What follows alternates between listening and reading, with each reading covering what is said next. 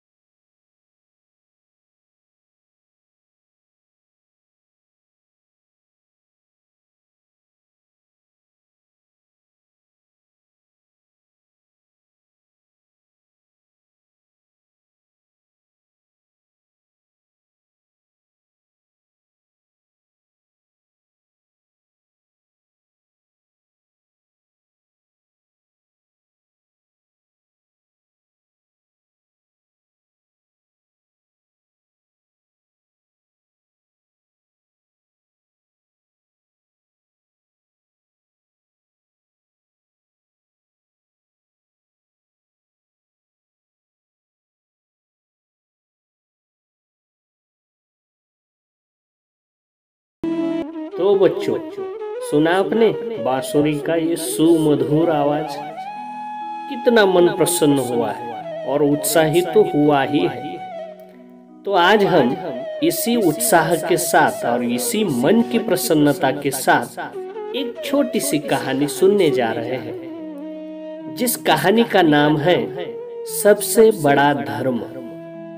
हाँ बच्चों, तो मैं कहानी आपको सुनाता हूँ। बहुत पुरानी बात है। गंगाधर नाम का एक साधु था। वह भिक्षा मांगकर जीवन यापन करता था। वह बहुत क्रोधी स्वभाव का था। उसे अपने तप पर बड़ा घमंड था। एक दिन वह पेड़ के नीचे तपस्या कर रहा था। उसी पेड़ पर बैठा कौवा बार बार उसकी तपस्या भंग कर रहा था।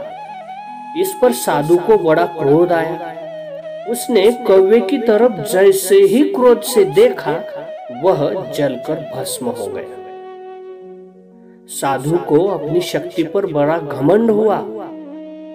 एक दिन साधु भिक्षा मांगने निकला। भिक्षा मांगते मांगते वह एक घर के द्वार पर रुका। घर के बाहर किसी को न पाकर उसने आवाज लगाई, कोई है जो इस साधु को भिक्षा दे सके?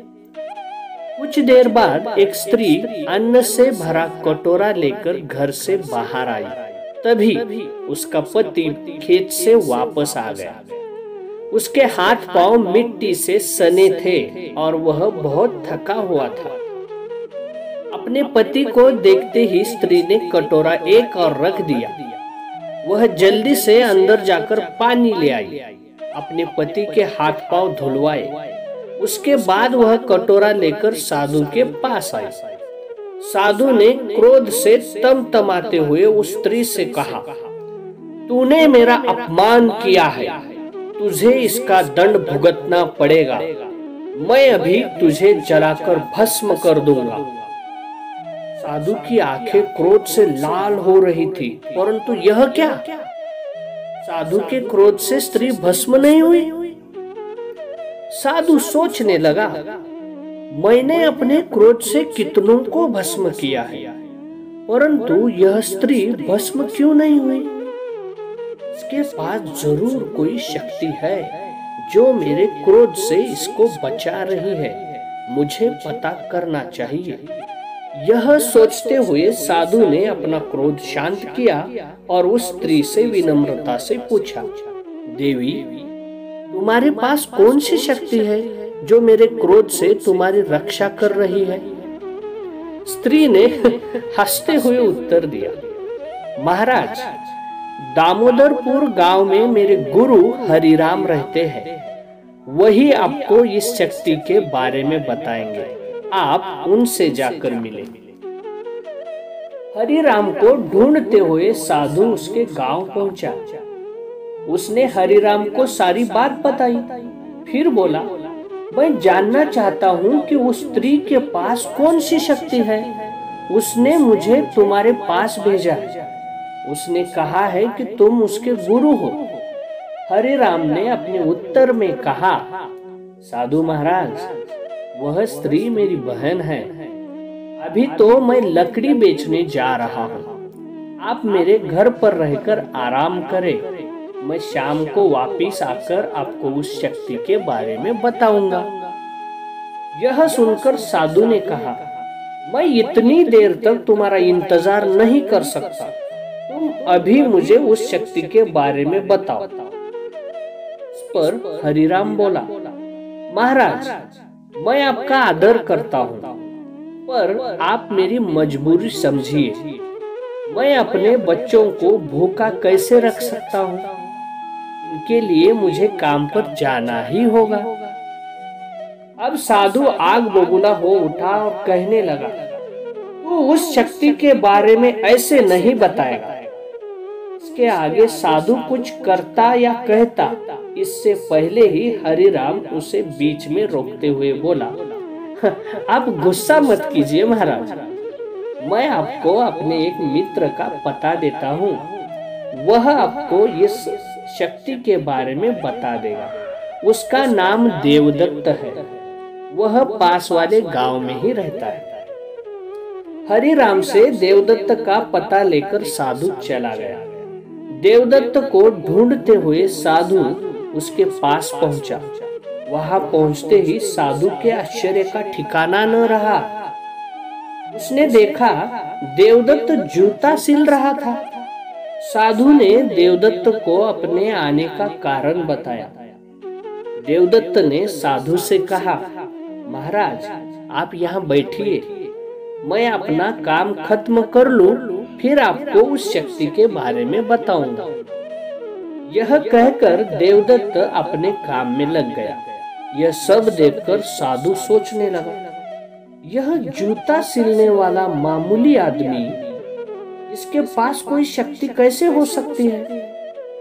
तभी देवदत्त ने काम खत्म करके साधु से कहा, चलिए महाराज, आप मेरे घर चलिए। घर पहुंचकर देवदत्त ने पहले अपने अंधे माता पिता को भोजन बनाकर खिलाया। इसके बाद वह साधु के पास आकर बैठ गया और बोला, महाराज, आप सोचते होंगे कि यह तो मामूली आदमी है, फिर इसके पास कोई शक्ति कैसे हो सकती है? सुनिए, मेरे हरिराम और उस स्त्री के पास कर्तव्य की शक्ति है। हम अपने अपने कर्तव्यों का पालन अच्छी तरह से करते हैं। कुछ देर रुककर देवदत्त फिर बोला, अपने पति की सेवा करना पत्नी का तथा अपनी पत्नी का ख्याल रखना पति का कर्तव्य है। इसलिए वह स्त्री अपने पति की सेवा करके अपने कर्तव्य का पालन करती है। एक पिता का कर्तव्य है कि वह अपने बच्चों का पालन पोषण अच्छी तरह से करे। हरि राम भी दिन भर मेहनत करके अपने बच्चों के लिए भोजन का इंतजाम करता है। यही उसका कर्तव्य है। एक पुत्र के लिए माता पिता भगवान के समान होते हैं। मैं अपने अंधे माता पिता की सेवा करता हूँ।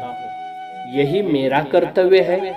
हम तीनों अपने अपने कर्तव्यों का पालन करते हैं और यही हमारी शक्ति है। देवदत्त की बातों का साधु पर गहरा असर हुआ। वह बोला, आज मेरी आंखें खुल गई। मैं जीवन भर धर्म पर विचार करता रहा, पर अब मैं समझ गया हूँ कि अपने कर्तव्य का पालन करना ही सबसे बड़ा धर्म होता है और यही असली शक्ति होती है।